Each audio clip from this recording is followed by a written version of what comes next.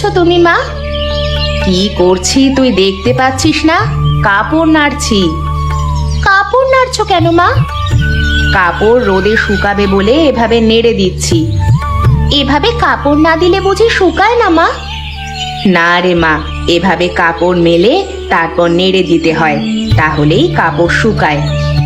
আচ্ছা তাই বুঝি, তাহলে আমার কাছেও কিছু কাপড় দাও, আমিও নেড়ে দিচ্ছি মা। না রে মা, তুই ছোট মানুষ, তুই এসব পারবি না, ফেলে দিবি, তারপর আবার কাপড়গুলো আমার আবার ধুতে হবে কষ্ট করে। দাও না মা, আমি ফেলে দিব না, আমি পারবো বলছি তো। সব কাজে আপনার এত পাকনামি করা লাগবে না, আপনি আপনার কাজে যান, আমাকে আমার কাজ করতে দিন। আচ্ছা ঠিক আছে, যখন আমাকে কাপড় নাড়তেই দিবে না তাহলে আমি গেলাম। আমি মাঠে গিয়ে এখন খেলা করব, তুমি কিন্তু আমাকে নিষেধ করতে পারবে না। আচ্ছা ঠিক আছে যা, কিন্তু সময় মতো চলে আসবি, দেরি হয় না জানো। আচ্ছা ঠিক আছে মা, দেরি হবে না।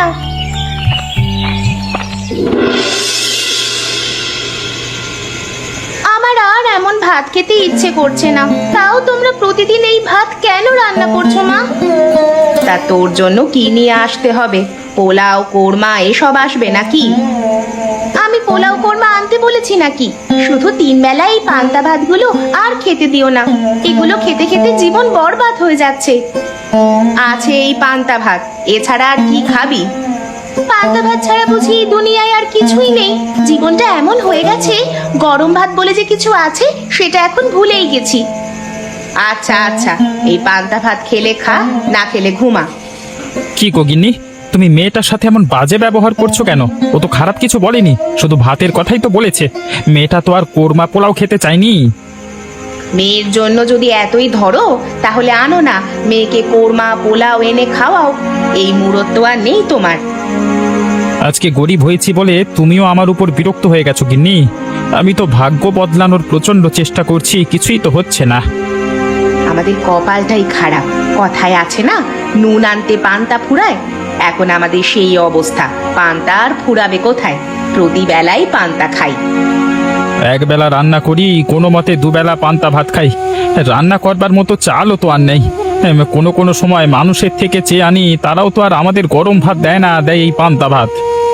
হ্যাঁ, পান্তা ভাতে সংসার করছি। সরকারি চাল এসেছে, কালকে একবার ইউনিয়ন পরিষদে গিয়ে দেখি, হয়তো চাল পেতে পারি। এই বেলায় পান্তা দিয়ে খেয়ে নে রে মা। আচ্ছা ঠিক আছে বাবা। কানাইদা, এটা কিন্তু একদমই তোমার করা উচিত হয়নি। তুমি কিন্তু তোমার কথার বরখেলাপ করলে। আরে আমি এখানে কি করতে পারি? সরকার থেকে বরাদ্দ এসেছে গ্রামবাসীদের জন্য, অনেক সময় তো অনেক কি দেয় না। আরে বাবা, যেমন বুড়ির চাল এবারে বুড়িকে দেয়নি, বলেছি তার নাম কাটা গেছে, সেই সময় চাল তোমাকে দিয়ে দিয়েছি আর কি। কথা তো এমন ছিল না। কথা কেমন ছিল তা আমি জানি, কিন্তু আমার হাতে কিছু করবার নেই। আরে রঘুদা তো আর বোকা মানুষ নয়, তার সাথে ঠকবাজি করা যায় না, পরে আমি ঝামেলায় পড়ে যাব। এখন তো আমি তোমার জন্য ঝামেলায় পড়ে গেলাম। তুমি তো জানো গ্রামের গণ্যমান্য ব্যক্তিরা অল্প দামে আমার কাছ থেকে চাল কেনে, আমারও লাভ হয় তাদেরও লাভ হয়। তুমি যদি এখন চাল না দাও, আমি তো তাদের কথা দিয়ে রেখেছি, এখন কি হবে? আমার কাছে একটা বুদ্ধি আছে, সেই বুদ্ধিতে কাজ করলে তোমার ঝামেলা হবে না। কি বুদ্ধি বলো? রঘুদা তো চাল নিয়ে গেছে, তুমি যদি রাতে গিয়ে সেই চাল চুরি করে আনতে পারো, এনে তোমার দোকানে রেখে বিক্রি করো, তাহলে তোমার কোনো ঝামেলা হবে না। কথাটা তুমি ঠিকই বলেছ, তবে লাভের অংশ তো তুমিও নেবে। অবশ্য তোমাকে আমার সাথে যেতে হবে। আচ্ছা আচ্ছা ঠিক আছে, আমি যাবো, সমস্যা নেই। রাতে ঠিক সময় চলে এসো, ঠিক আছে? আচ্ছা ঠিক আছে, তাহলে এখন আমি যাই।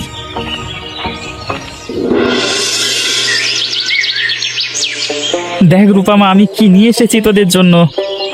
এ কি বাবা, এ তো দেখছি তুমি নতুন চালের বস্তা নিয়ে এসেছো। এত চাল কোত্থেকে পেলে তুমি? কালকে বললাম না, ইউনিয়ন পরিষদ অফিসে যাব, সরকারি চাল এসেছে আমার নামে, সেখান থেকে চাল আনলাম রে মা। তা তোর মা কোথায়? তার থোতা মুখটা এখন ভোতা হয়ে গেছে নাকি? কি হয়েছে? বাপ বেটি মিলে হাসি ঠাট্টায় তো একেবারে গড়াগড়ি খাচ্ছ দেখছি। তা কি নিয়ে এত হাসি ঠাট্টা হচ্ছে? তোমাকে নিয়েই হাসি ঠাট্টা হচ্ছিল মা, এর মধ্যেই তুমি চলে এলে। কি? আমাকে নিয়ে হাসি ঠাট্টা করছিস তোরা? আমি আবার কি করলাম শুনি? কালকে রাতে তো অনেক কথা শুনিয়েছিলে, এখন দেখো আমি কি করেছি। হ্যাঁ, বস্তা ভর্তি চাল নিয়ে এসেছি। এখন এই পান্তা ভাতের অত্যাচার থেকে বেঁচে যাবে। ওরে বাবা, উনি চাল নিয়ে এসে মাতব্বরি দেখাচ্ছেন। অবশ্যই মাতব্বরি দেখাবো। আজ তো আর তুমি কথা শোনাতে পারবে না। হ্যাঁ, কথা শোনানোর কোনো কাজই তো আমি আজকে করিনি। আমার মেয়ের আর মন খারাপ হবে না। তা তোমার এই চাল দিয়ে ক বছর চলবে শুনি? তা নিয়ে তোমাকে চিন্তা করতে হবে না, আমার কাছে সব ব্যবস্থাই আছে। সরকারিভাবে আমার নাম এসেছে, এখন থেকে আমি এমনই চাল পাবো। এই চাল নিয়ে আবার মাতব্বরি? কি বলিস রূপামা, আমাদের মাতব্বরি তো সব সময় থাকবে, তাই না?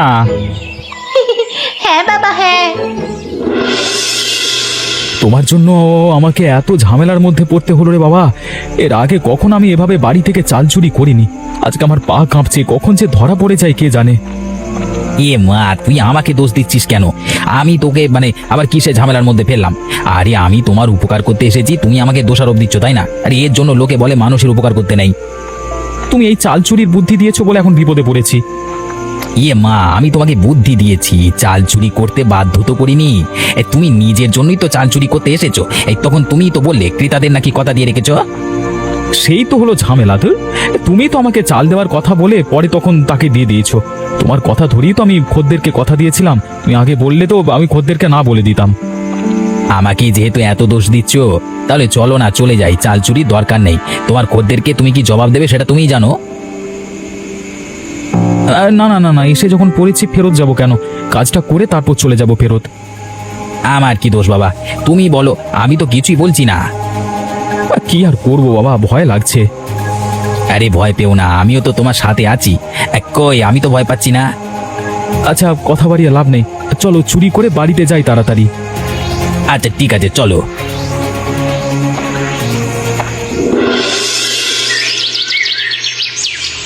এ কি সর্বনাশ হলো! এই গিন্নি, দেখো ঘরের মধ্যে একটি চালের বস্তাও নেই। কোথায় গেল আমাদের চালের বস্তাগুলো? কি বলছো তুমি? চালের বস্তাগুলো কই গেল? ঘরের মধ্যেই তো ছিল। কে আমাদের এত বড় সর্বনাশ করলো, আমি তো কিছুই বুঝতে পারছি না। সব আশা ভরসা এক নিমেষেই শেষ হয়ে গেল। তাহলে কি আমাদের আর গরম ভাত খাওয়া হবে না বাবা? আমরা কি আবারও পান্তা ভাত খেতেই থাকবো? আবারও মানুষের কাছে চেয়ে তারপর পান্তা ভাত খাবো? এখন আমি কি করব গিন্নি? মায়ের এই কথার জবাব আমি কিভাবে দেব? আমি যে কিছুই বুঝতে পারছি না, কি দিয়ে কি হয়ে গেল। তারা এমনটা করলো আমাদের সাথে, আমরা তো কখনো কারোর ক্ষতি করিনি। উপরওয়ালা কি দোষ ছিল আমাদের, বলো? আমি তো কিছুই বুঝতে পারছি না। আমাদের সাথে কারো শত্রুতা থাকারও কথা নয়। গরিব বলে কেউ তো আমাদের সাথে কথাও বলে না। তাহলে আজ কারা আমাদের এত বড় ক্ষতি করলো বলো তো? উপরওয়ালার কাছে বিচার দিলাম, তিনি নিশ্চয়ই এর সঠিক বিচার করবেন। আমাদের মতো গরিবদের পেটে কে লাথি মারলো, উপরওয়ালা নিশ্চয়ই তাকে ছাড়বেন না।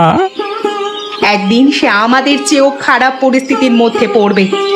থাক মা বাবা, তোমরা মন খারাপ করো না। আমরা পান্তা ভাত খেয়েই থাকবো, সমস্যা হবে না।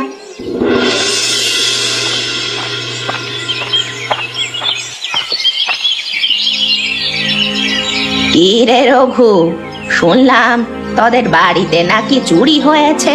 আমি সেই সকালেই আসতাম, বুঝিসই তো আমি একা মানুষ। সব কাজ শেষ করে এই মাত্রই আসলাম। দুঃখের কথা তোমাকে আর কি বলবো বুড়িমা, কে আমাদের এমন সর্বনাশ করলো কিছুই বুঝতে পারছি না। আমি কথাটা শোনা মাত্রই খুব কষ্ট পেয়েছি।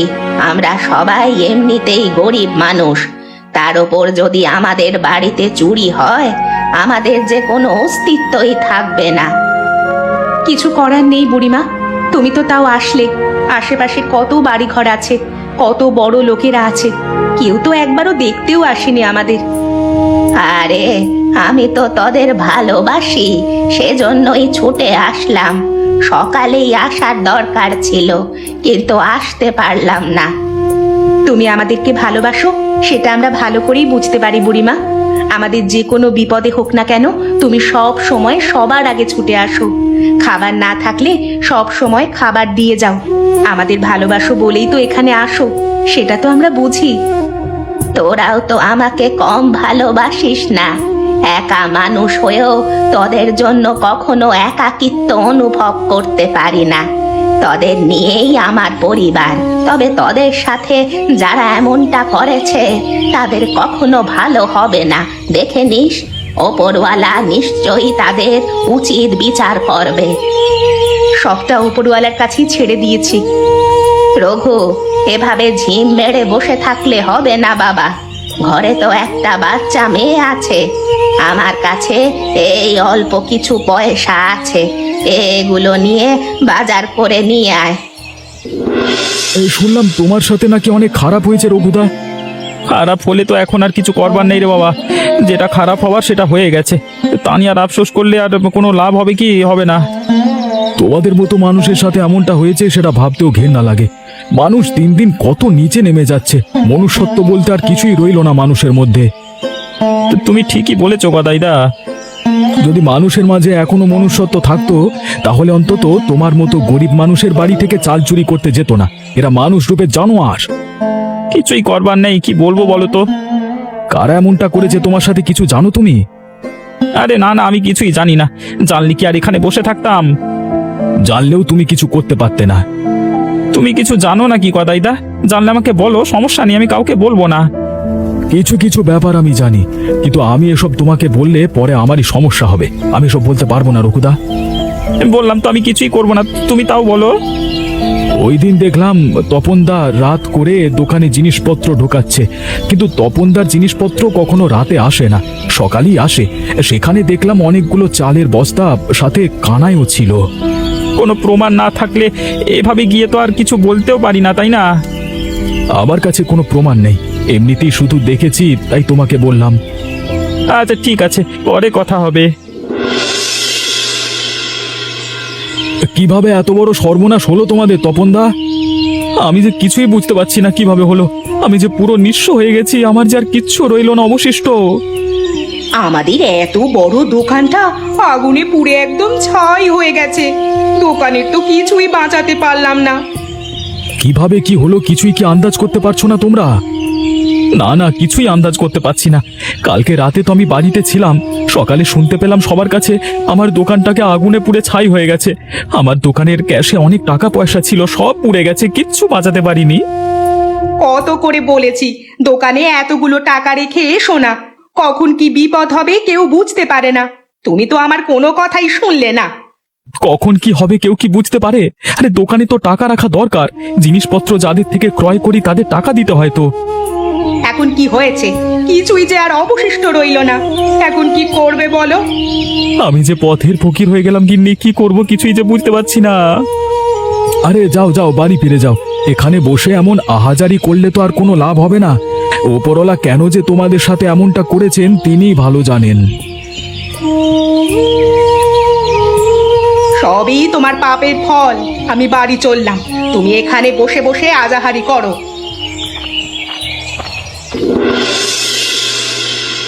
ইরে ছায়া, তোর ওই হিংসুটে প্রতিবেশীর অবস্থা কেমন হয়েছে? হ্যাঁ বুড়িমা, সবটাই দেখেছি। ওরা তো এই পথে বসলো বলে। তুই তো সবটাই জানিস নাকি? হ্যাঁ, সবটাই জানি। তপন আর কানাই মিলে আমার বাড়ি থেকে চালের বস্তা চুরি করেছিল। দেখলি, ওপরওয়ালা ঠিক বিচার করে দিয়েছে। হ্যাঁ, একদম উচিত হয়েছে ওদের সাথে। এখন শুধু ওই কানাইয়ের পালা। গ্রামবাসী এমনিতেই সবাই ওই কানাইয়ের ওপর ক্ষেপে আছে। তপনের ওপর ক্ষেপে ছিল। তপনের ওপরওয়ালা যা বিচার করেছেন, তারপর ওকে আর কিচ্ছু করতে হবে না গ্রামবাসীর।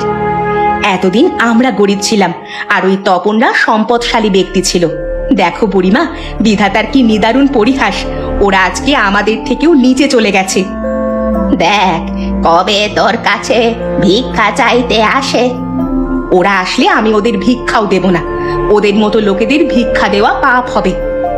শুনেছি গ্রামবাসী সবাই নাকি এখন ওদের নিয়ে হাসি ঠাট্টা করছে। অবশ্যই তাদের নিয়ে হাসি ঠাট্টা করবে। ওরা তো হাসি ঠাট্টার কাজ করেছে। সম্পদশালী ব্যক্তিও চুরি করছে, এখন গরিব হয়ে বাজারে বাজারে ভিক্ষা করবে। গ্রামের কোনো লোক ওদের ভিক্ষা দেবে বলে আমার তো মনে হয় না। গ্রামের লোক সবাই সবটা জানে। এখন ওরা কত বড় অপরাধী। তুমি এখানে ছায়াদি, তোমাকে রঘুদা এক্ষুনি বাড়িতে যেতে বলেছে। হ্যাঁ, কেন? কিছু হয়েছে? আমি কিছু জানি না, তুমি গিয়ে দেখো।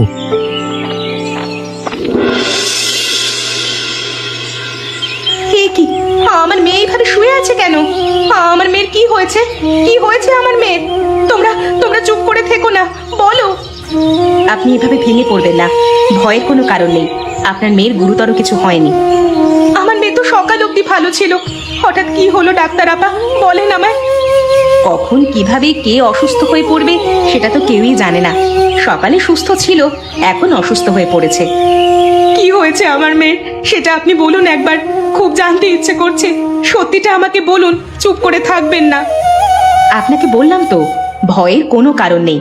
আপনার মেয়ের তেমন কোনো গুরুতর সমস্যা হয়নি। ডাক্তার আপা, যেটুকু সমস্যা হয়েছে সেটুকু আমাদের বলুন, আমরা শোনবার জন্য প্রস্তুত। আপনার মেয়ের কিছু সমস্যা হয়েছে, শরীরে ভিটামিনের অভাব। ঠিক মতো মনে হয় খাবার দাবার খায় না, নাকি? আমরা গরিব মানুষ, 3 বেলা ভাতই খেতে পারি না, ভালো খাবার কিভাবে খাওয়াবো বলুন তো? আরে তেমন ভালো দামি দামি খাবারের প্রয়োজন নেই। শাক পাতা, ছোট মাছ, বাড়ির আশেপাশের যে ফলমূল, এগুলিই ঠিক মতো খাওয়াবেন। আমরা তো পান্তা ভাত খাই, তার জন্য এমন সমস্যা হচ্ছে নাকি? তাতে কোনো সমস্যা নেই, তবে একই খাবার বারবার না খাওয়া ভালো। পান্তা ভাতের সাথে আপনি শাক, সবজি, ছোট মাছ এগুলো দেন, সমস্যা নেই, সুস্থ হয়ে যাবে আপনার মেয়ে। আপনার কথা শুনে কিছুটা ভরসা পেলাম। আচ্ছা ঠিক আছে, আমায় আরো রোগী দেখতে যেতে হবে, আমি তাহলে গেলাম। আচ্ছা ঠিক আছে আপা। এই কানাইকে কোনোভাবেই ছাড়বো না, শালা একটা আস্ত বদমাস। আমার নামে সরকার থেকে চাল এসেছে, শালা সেই চাল চুরি করে অন্য লোকেদের কাছে বিক্রি করেছে। আমাকে বলে কি না তোমার নাম কাটা গেছে, তোমার নামে চাল আসেনি। শালা আমাকে বোকা পেয়েছে। তোমাকে একা কিনা, পুরো গ্রাম লুটে খেয়েছে এই কানাই হারামজাদা। হারামজাদা এত বড় পেট, শুধু খাই খাই করে, পুরো গ্রাম শুদ্ধ গিলে খাবে হারামজাদা।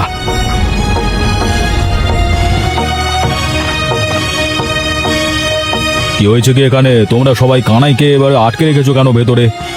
এই কানাই একটা চোর, আমাদের নামে যত সরকারি চাল এসেছে সব চুরি করে নিয়ে বাইরে বিক্রি করে, বলে কিনা আমাদের নামে কোনো চাল আসে না, উল্টো পাল্টা কথা বলে। কি বলছো কি? সরকার থেকে তো শুধু চাল আসবার কথা নয়, চালের সাথে সবকিছু আসে, চাল, আটা, ময়দা, দুধ, তেল। আপনি কি বলছেন পুলিশ বাবু? আমরা তো এসব কিচ্ছু জানি না। এই কানাই শুধু বলে চাল আসে, সেই চালও ঠিকঠাক মতো দেয় না। পুলিশ বাবু, আমার নামে চাল এসেছে, এই এই কানাই কিনা বলেছে আমার নাম সরকারি ভাবে কাটা গেছে, আমি আর চাল পাবো না। এই কানাই তো তাহলে পুরো গ্রামটাই লুটে খাচ্ছে। আমার ভুল হয়ে গেছে, ক্ষমা করে দাও সবাই। হ্যাঁ, তোকে ক্ষমা করে দেবো। চল চল আমাদের সাথে থানায় চল, থানায় গিয়ে ক্ষমা বের করবো তোর পেছন দিয়ে। চল চল চল, তাড়াতাড়ি চল। নিয়ে যান ওকে। আর আমাদের এখানে সবচেয়ে সৎ লোক হলো এই রঘু। ইউনিয়ন পরিষদের এই সরকারি জিনিসপত্রের দায়িত্ব আপনি এই রঘুকে দিয়ে যান পুলিশ বাবু। তুমি একা বললে তো আর হবে না, গ্রামের সবার সমর্থন থাকতে হবে। কি হলো গ্রামবাসী, তোমরা সবাই চুপ করে আছো কেন? রঘুর ওপর ভরসা আছে না সবার? তাহলে বলো। আচ্ছা ঠিক আছে, সব দায়িত্ব রঘুকে দিয়ে গেলাম। কেউ লাইন অমান্য করবেন না, লাইন ভেঙে কেউ যদি সামনে আসো তাহলে কিন্তু আমি তাকে কোনো সরকারি জিনিসপত্র একদম দেবো না, সবার শেষে দেবো। সমস্যা নাই রঘুদা, কেউই লাইন অমান্য করবে না, তুমি তোমার কাজ করো। শুনেছিস রঘু, কি হয়েছে? আবার কি হয়েছে বুড়িমা? কানাইকে তো পুলিশ ধরেই নিয়ে গেল। তপন ও তার বউ কমলা দুজনেই নাকি নিজ ঘরে আত্মহত্যা করেছে। পুলিশ এসেছিল গতকাল রাতে, লাশ নিয়ে গেছে। কি বলছো কি? ওরা আবার আত্মহত্যা করতে গেল কেন? আত্মহত্যা করবে না তো কি করবে? ব্যবসা তো বিশাল বড় লোকসান খেলো, তারপর গ্রামে যে কুকীর্তি করেছে, এরপর আর লজ্জা মুখ দেখাবে কিভাবে? সেজন্যই হয়তো আত্মহত্যার পথই বেছে নিয়েছে। একটা কথা কি বুড়িমা জানো তো, ওপরওয়ালা যাকে দেবেন মানুষ কোনোদিন তা আটকে রাখতে পারবে না, ওপরওয়ালা যার থেকে কেড়ে নেবেন সেও কোনোভাবে তা আটকে রাখতে পারবে না। হ্যাঁ, তুই ঠিক বলেছিস রঘু। ওপরওয়ালার কাজ ওপরওয়ালা নিশ্চয়ই করেন এবং সঠিক সময়েই করেন। যারা যারা অন্যায় করেছিল ওপরওয়ালা তাদের প্রাপ্য শাস্তি বুঝিয়ে দিয়েছেন। থাক বুড়িমা, যা হবার হয়েছে, ওসব নিয়ে আর কথা বলে লাভ নেই।